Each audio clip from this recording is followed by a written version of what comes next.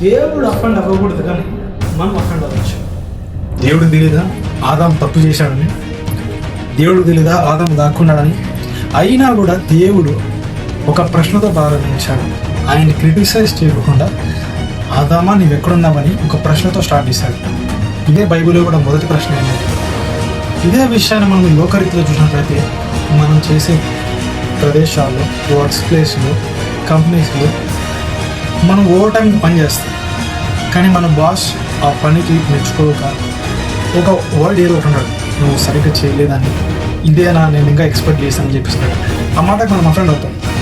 Offend అయిన తర్వాత ఆ కొద్దిసేపే మనం నార్మల్గా ఉండి తిరిగి తుడి చేసుకొని మళ్ళీ ఆఫీస్కి వెళ్ళి మళ్ళీ మన పని మనం తిరిగి స్టార్ట్ చేస్తాం. ఎందుకు? అక్కడ వాళ్ళు శాలరీ ఇస్తారు కాబట్టి. అక్కడ శాలరీ ఇస్తారు కాబట్టి వాళ్ళు ఎన్ని మాట్లాడినా మనం తీసుకుంటాము. అఫెండ్ అయినా కూడా మళ్ళీ తిరిగి మనం అక్కడ వర్క్గానే సిద్ధపడతాము. కానీ ఇది ఆత్మీయ విషయంలో ఆలోచిస్తే మన సంఘంలో మన తోటి సహోదరులు ఏదో ఒక విషయంలో పలానా విషయంలో బాగుందని, ఇంకొక విషయంలో బాగలేదని చెప్పేసి చాలాసార్లు మనల్ని ఏదో ఒకటి అంటూనే ఉంటారు. అలా అన్నప్పుడు మనం దాన్ని ఆ వర్డ్ని పట్టుకొని మనం దాన్ని హార్ట్ని తీసుకొని ఆ వ్యక్తి ఎందుకు ఇలా అన్నాడా, ఆమె లేకపోతే ఎందుకు ఇలా అనేది అని చెప్పేసి ఆలోచించుకుంటుంటే మనం ముందుకు వెళ్ళలేము, మీరు కూడా ముందుకు వెళ్ళలేరు. కానీ దేవుడు మనకి ఇక్కడ ఒక ప్రాముఖ్యమైన విషయం చెప్తున్నాడు. ఏంటంటే, నీ మీద నేరం మోపువాడు ఎవడైనా ఉన్నాడా? నేను ఆ వాటన్ని నువ్వు అఫెండ్ అయ్యేదానికన్నా ఒక గొప్ప విషయం నీకు చెప్తున్నా. అదేంటంటే, దేవుడు నీకు క్షమించేశాడు, నీ పాపాలను క్షమించేశాడు, నేను పరిశుద్ధులు వేసి నీ సంఘంలో చేర్చి నిత్యరాజ్యంలో నేను చేర్చడానికి ఈ సహవాసంలో నేను పెట్టాడు.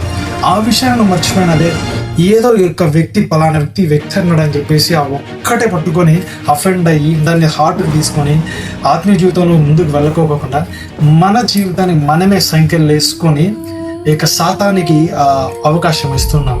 సో దేవుడే అక్కడ ఆదాము తప్పు చేసినప్పటికీ కూడా అఫెండ్ అవ్వకుండా తిరిగి ఫెలోషిప్ కోసం ఏ విధంగా అయితే అతన్ని కనుగొన్నాడో, వెళ్ళి అడిగాడో ఆ సహవాసం కోసం, నేడు ఇదే మన సంఘంలో అయితేనేమి బయట అయితేనేమి ఒక వ్యక్తి మనం ఏదైనా అన్నప్పుడు అది అఫెండ్ అవ్వకోకుండా తిరిగి దాన్ని హార్ట్ తీసుకోకుండా అక్కడ నుంచి మనం ముందుకు వెళ్ళిపోవాలి, మూవ్ ఆన్ అయిపోవాలి. దాన్ని హృదయాన్ని తీసుకొని ఆలోచించుకుంటుంటే మనం ముందుకు వెళ్ళలేము.